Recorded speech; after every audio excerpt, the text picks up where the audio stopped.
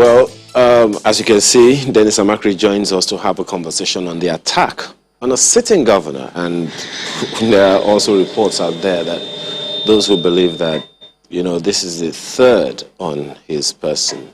Thank you so much for joining us this morning. Good morning.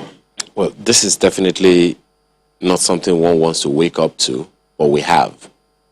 It's a sitting governor. And some people believe third time it's going to happen. And with all of the headlines on the front pages this morning, exactly what are we up against?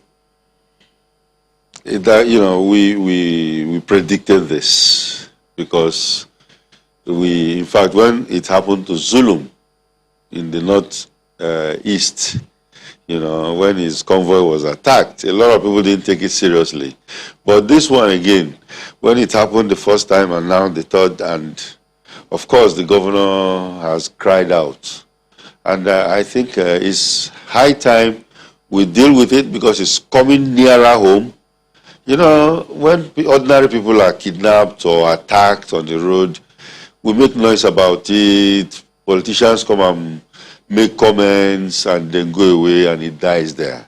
But with this kind of situation, I still am worried about the day when a sitting governor will be kidnapped, and then the whole country will now be so worried, because that is a protected person. And how about unprotected civilians? Which is part of what he also commented on. And there are so many dynamics here that we are up against, really. Could you give us a picture of just the dynamics that are playing out that we probably either are not giving enough attention to or don't even know that they are as serious as they are? How long will it take before we will even prosecute one person? People have been even arrested who have been out to commit these offenses. Nobody. They either lock them up, the judiciary is looking the other way, other people go and commit the same crime of kidnapping, banditry and everything, kill a lot of people, and nobody. Because if you don't give an example of deterring this type of situation, it will definitely continue. You're saying the same thing the governor of Kaduna State, El Rufai, who was saying that, look, we know we should find a way to identify these people and not reward them, but deal with them according to the law. So are we to say that the law is weak, or that some people are not just doing what they're supposed to do? There are some people are not doing what they're supposed to do. Because we've seen 24-hour, delivery of justice in this country. When you think of certain people that were arrested, within 48 hours, the case was already in court, and by the end of that week, the judgment has been given. So why can't these people, people that are carrying AK-47, the president has given the go-ahead. Nobody has been shot at sight, and they are still carrying these guns. So what are we talking? We have to be more serious about it, and then, of course, do what we're supposed to do. So when you say that, this is a protected person, just how protected is the governor? In this country, the most protected person is the president, because there is a special department in the DSS that takes care of him. The protective services, they take care of him, and of course, protecting him. It's not just sending, the mopols are even not part of it.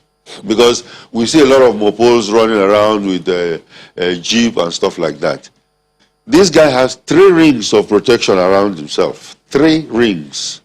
He's there. There is one close protection that he has. Those are people that can actually touch him, who can take him away. People like that. Then another outer ring, who are observers of what is going on. Then the third protective ring, that will either fight off whoever is attacking him. So this guy is well protected. And the governors have the same kind of structure around them. Now, when this thing happened, remember, the governor said he has to run for 1.5 kilometers. I think he should enlist for Olympics next time. But anyway, on a serious note, the original close protection people must have been the ones running with him, because their own job is evacuation. They will take him and remove him from that particular space, while the others will either be fighting back or whatever. So they will take him away and then, of course, take him to safety. And I think that was what happened here. They did a good job, but I also have excellent job, I should say, because that's a job that to take a principal out of a very dangerous situation is top marks. But they should be worried about the movement, the security or the intelligence about that movement was given out. So that's another place to look at. Yes. You know, when the governor was speaking there, at the end of that, that interview or that speech, he said that, security agencies try to get those people and then they run back, cross the river. And I'm wondering, can the security agencies also cross the river with them and get them? What did that indicate to you, really? Well, one thing is this. When a situation like this happens, the important thing is to remove the principal, like I said. Remove him from the scene. The second one will be fighting back. The third one will actually be fighting them, pursuing them. But if they cross the river, I think they have to regard that, because they are not equipped to start following them all the way down. No, that's why they ask for backup. No, I think this is prior to this time. He has said time and again security agencies try to get these people in the forest, but then they run, cross the river, and then... And they are gone. And that ends. So it begs the question, what more do security agencies need? So maybe do they need the boats to cross the river? Why is it hard? If the people are crossing with the boat, why don't you also get the boat and cross? So do you sense that there are some things that are really not said, that are happening? Or I don't know, because I am not there. But I know that if a situation like this happens, and of course, you can see that's what we're saying. When children are kidnapped, why allow them to go all the way away? Follow them and pursue them, make them uncomfortable wherever they are going before they let the people go. And then you can take your people back. There's something you said earlier, Mr. McCree, and I think it's cause for concern. You said his location was giving out, intelligence was giving out about his location. That is something very, very serious. Very. Does that suggest some breach somewhere? Yes, I see it as a breach, because there is supposed to be a very solid, what we call advanced party, process. The advanced party is supposed to go ahead of the governor. Anytime a VIP is moving, even the president, I know they do it a lot for presidents, but I don't know if they are now doing it for the governors, because anytime there is a movement, a VIP movement, there will be an advanced party that will go ahead, check the road to the destination, then call the people that everything is clear, you can come in now, and then they will come. And I see they are even coming. In today's world now, as the convoy is going, there might be another drone that is going ahead of that convoy to be checking the way and to see if there is ambush or something. And this happened in broad daylight. So if there are ambushes or something like that, the drone should be able to tell them, look, stop. Let's check that place out very well before you can come. So now for this convoy to be going and then in a particular location, ambushers came out to attack the convoy, it means that they know about that convoy's movement. They know that the convoy is coming and is of the governor, and they were going to attack him. So, number one, leakage of information to breach that very particular movement. So that's what I am suspecting. So it's good they're investigating, so they might come up with something. Talking about this breach then, who's to be asked the first question? Everybody involved in that movement, But it's the baby of the DSS, because they are the close protection people. They are the ones that will send the people for advanced team.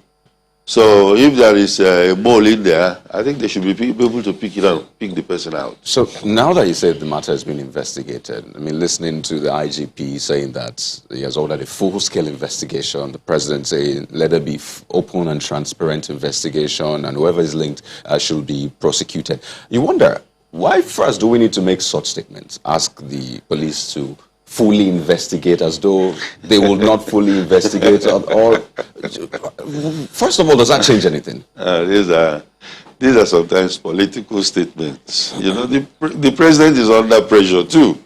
You know, and of course, remember, the governor is not from his party. So if you do a haphazard job or you do a partial job, the president carries the bucket. So is ordering a full investigation into it with all the facts on the table so that they can deal with it. So if he had not ordered a full investigation, would the DSS or SSN had carried out a full investigation? At the end of every movement, if it is incident-free, you still write a report that this movement has been completed and it is incident-free. If you complete the movement and there were incidents, then there will be investigation. Why it happened, how to stop it in future.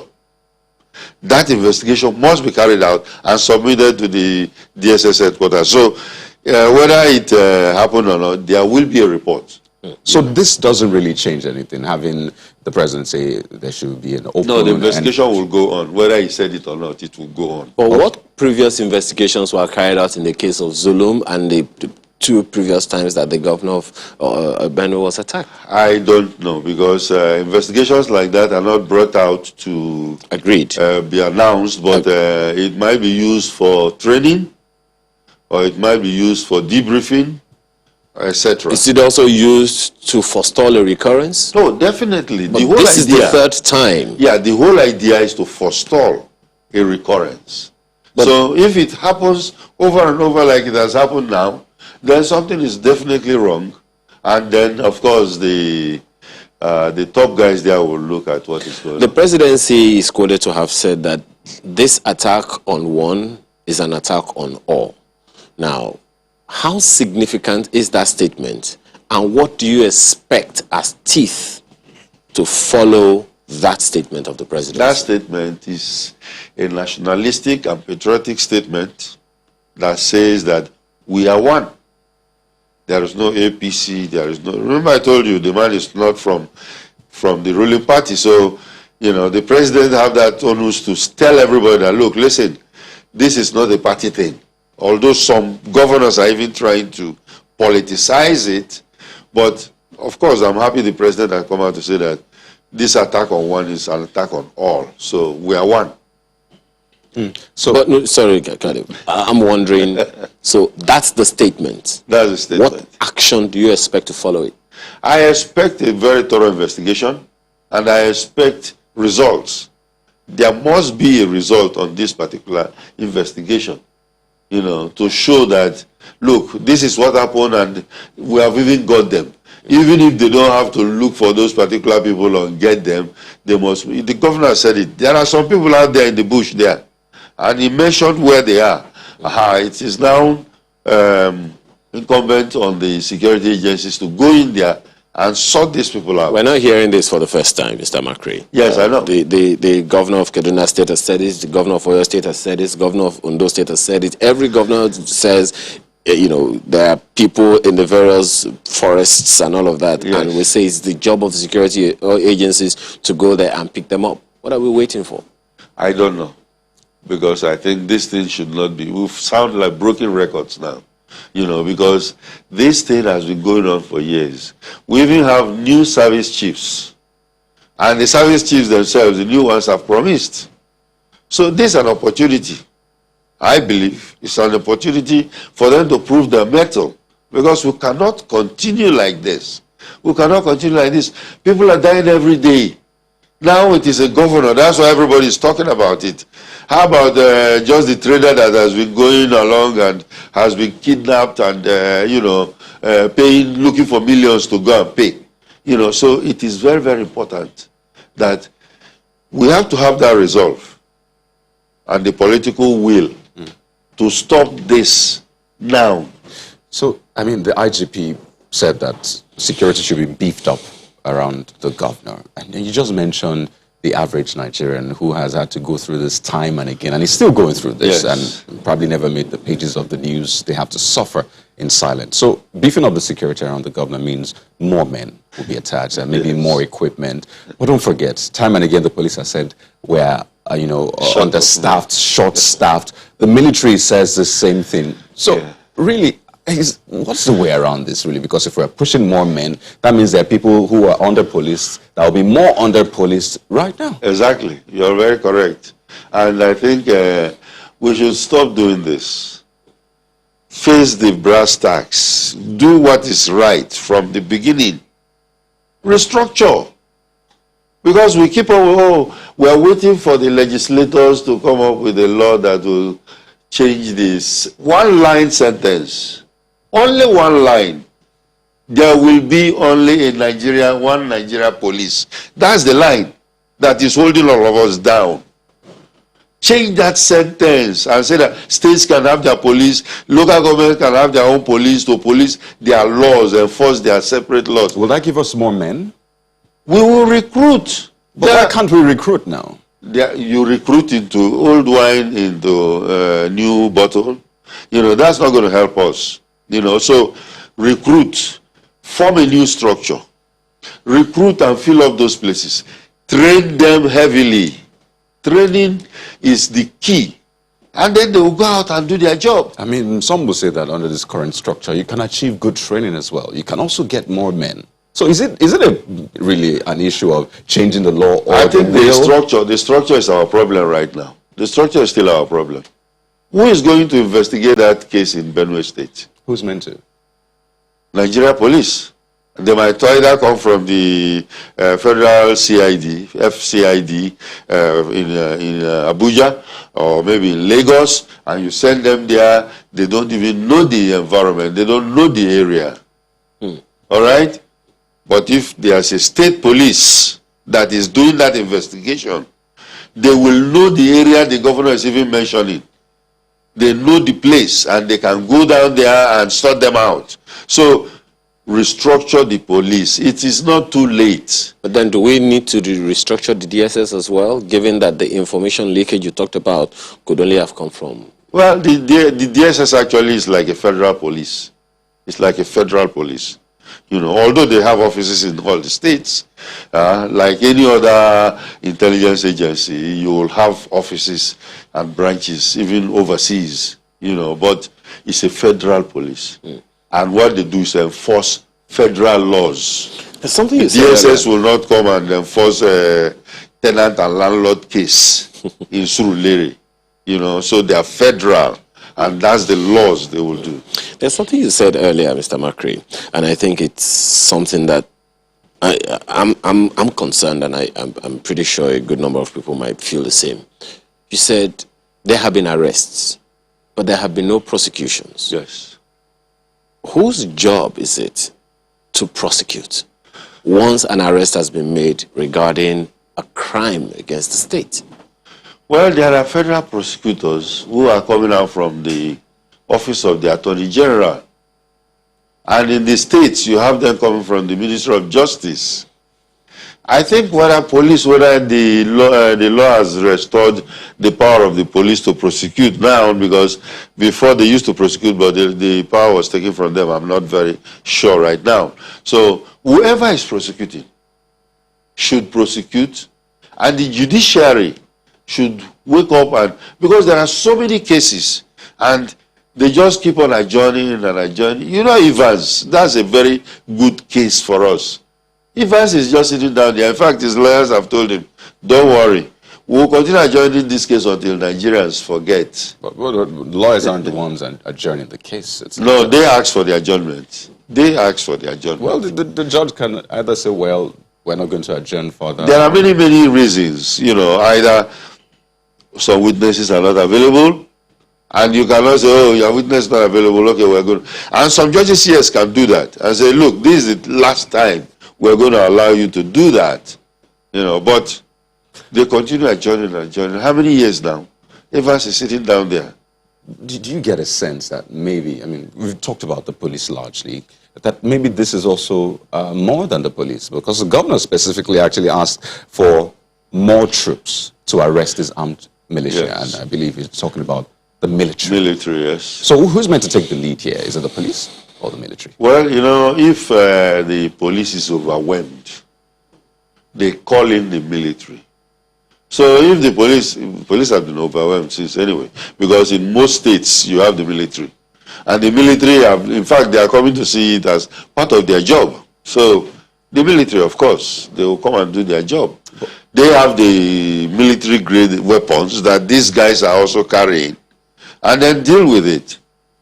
But you know, another thing that you have said or not said is the level of trust in the system that Yes. seems to be whittling. This happened to a governor, and the governor said, "It's me, I'm a governor. Yes. If I can't go to the farm, Yes. who else will be able to go to the farm?" Yes. Now, the facts, the implications of these are not lost on us. But we seem to be continuing in the same trajectory. Yes. What are we up against in another 5 years, 10 years? The general election is just 2 years away. Yes. And if things continue this way, what are we up against? We're up against an existential problem that if we don't address, might scatter this country into rubbles. We have problems that are dealing with our nervous system of this country, threats that shake the foundation of this country, threats that are even more than what the Civil War brought to this country, that caused the Civil War. That's what we're dealing with right now. And it belongs on the politicians, because legacy or history will say it, that when they were there, they were the ones that overlooked and this problem was caused. Because how can, this is our country. Everybody is shouting. You know, I have security professionals who are my colleagues who every day come to TV and they will be saying it and saying it and saying it. And we are not seeing a lot of changes. I strongly believe that it is not in the hands of the security agencies or the military, but it's in the hands of the politicians. What must they do? The politicians. I think they better go and, you know, rebuild their political will. Because that political will they don't have is what is causing this problem for all of us. So by politicians, you mean the governors, the president, Local the government members? chairman, governor, ministers, legislators, the presidency. Because, you know, this is their baby. And I don't think they will allow that baby to drop. You know, we have a problem now. Which is their baby? The problem is their baby. The problem, they are carrying that problem. Oh, what a baby. So they have to deal with it. Definitely something very troubling, Mr. Makri. Yes. We can only hope. Well, some people have said hope is not a strategy, but it seems like the only thing we have right now, because it's Governor Ortom today. Who is it going to be tomorrow? Yes. That's a very, very big question, and I'm wondering how And we're may I going say to get on. something, please? The governors, you know, I think they have removed themselves from the problem for a long time. Let them try and get involved. Because it's autumn now. They are looking at the governors now. Before, remember, we were talking of schoolgirls. It has moved to governors now. Oh, dear. And then, of course... Please, don't scare me this morning, Mr. Makri. Well, Dennis Amakri is former Assistant Director, SSS. Thank you very much for joining us this morning. Thank you and for sharing having your me. thoughts. We're back in a moment to take on another issue for the day. To stay with us.